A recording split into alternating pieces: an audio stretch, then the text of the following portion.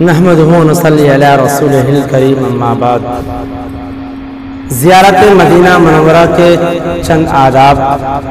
مدینہ منورہ حاضری کے وقت خاص طور پر ان باتوں کا خیال رکھا جائے۔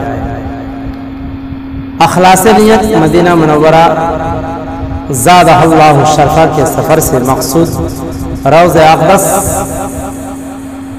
کی زیارت اور مسجد نبوی صلی اللہ علیہ وسلم میں نماز پڑھنے کی فضیلت کا حصول ہونا چاہیے۔ ذوق و شوق مدینہ منورہ کے پورے سفر میں ایسا ذوق و شوق ہونا چاہیے جیسے کوئی عاشق اپنے محبوب سے ملاقات کے لیے جاتے وقت دل میں محسوس کرتا ہے، اور جیسے جیسے مدینہ کا فاصلہ کم ہوتا جائے اسی اعتبار سے ذوق و شوق میں اضافہ ہوتے رہنا چاہیے۔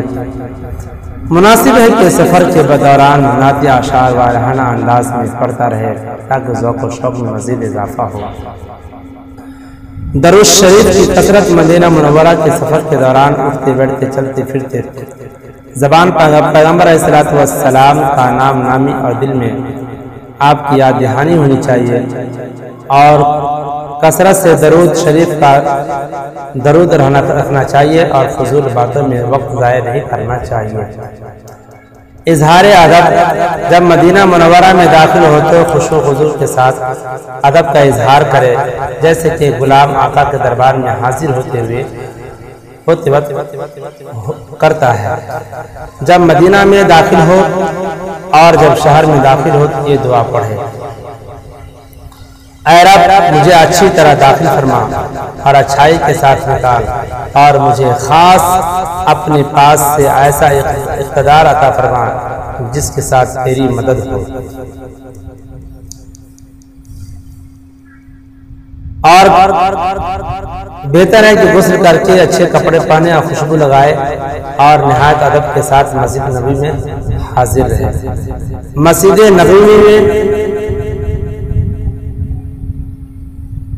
داخل ہوتے وقت یہ دعا پڑھے: میں اللہ تعالیٰ کی عظیم و کریم ذات اور اس کے دائم نور کے توسط سے ملعون شیطان سے پناہ چاہتا ہوں۔ میں اللہ تعالیٰ کے نام سے داخل ہو رہا ہوں، اور ہر طرح کا شکر اللہ تعالیٰ ہی کے لیے ہے، اور اللہ تعالیٰ کے علاوہ نہ کسی کے پاس طاقت ہے اور نہ قوت۔ اے اللہ، ہمارے آقا حضرت محمد صلی اللہ علیہ وسلم جو آپ کے بندے اور رسول ہیں، اور آپ کے آل و اصحاب پر کثرت سے رحمتیں اور سلام نازل فرمائیے۔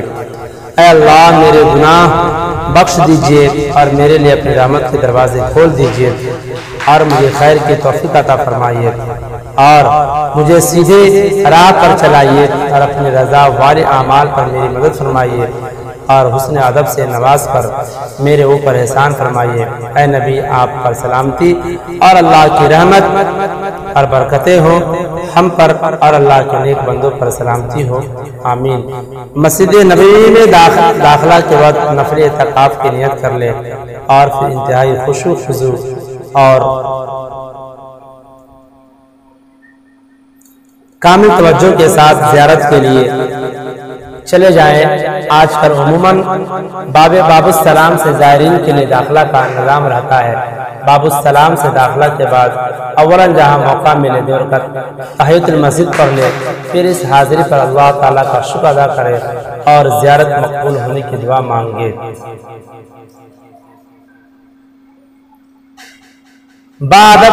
ہوشیار۔ اس کے بعد روضہ اقدس صلی اللہ علیہ وسلم کی جانب نہایت سکون و وقار کے ساتھ قدم بڑھائے، اور یہ تصور کرے کہ سرور دو جہاں کا دربار اور رحمت عالم کی بارگاہ ہے۔ کہاں ایک گناہگار اور سیاہ امتی، اور کہاں آقائے کائنات گویا زبان حال سے یہ کہے: نہیں منہ دکھانے کے لائق میں آقا، نہیں منہ دکھانے کے لائق میں آقا، کرم آپ کا کھینچ لایا یہاں پر۔ یا بقول شاہ نفیس رحمت اللہ علیہ، سوچئے بارگاہ سید الکونین میں آ کر نفیس، سوچتا ہوں کیسے آیا میں میں اس قابل نہ تھا۔ اس طرح کے عاجز اور شکر کے جذبات کے ساتھ بارگاہ نبوت کی طرف چلے۔ جب روضہ اقدس کے سامنے پہنچے جہاں پیتل کا بڑا حلقہ بنا ہوا ہے، اس کے سامنے قبلہ کی طرف پشت اور قبر مبارک کی طرف چہرہ کر کے نہایت ادب کے ساتھ کھڑا ہو اور کمال استحضار کے ساتھ یہ تصور کرتے ہوئے گویا پیغمبر علیہ السلام سامنے تشریف فرما ہے اور ایک عاجز اور گناہگار امتی آپ کی خدمت میں بسط ادب حاضر ہے، سلام پیش کرنے کی سعادت حاصل کرے۔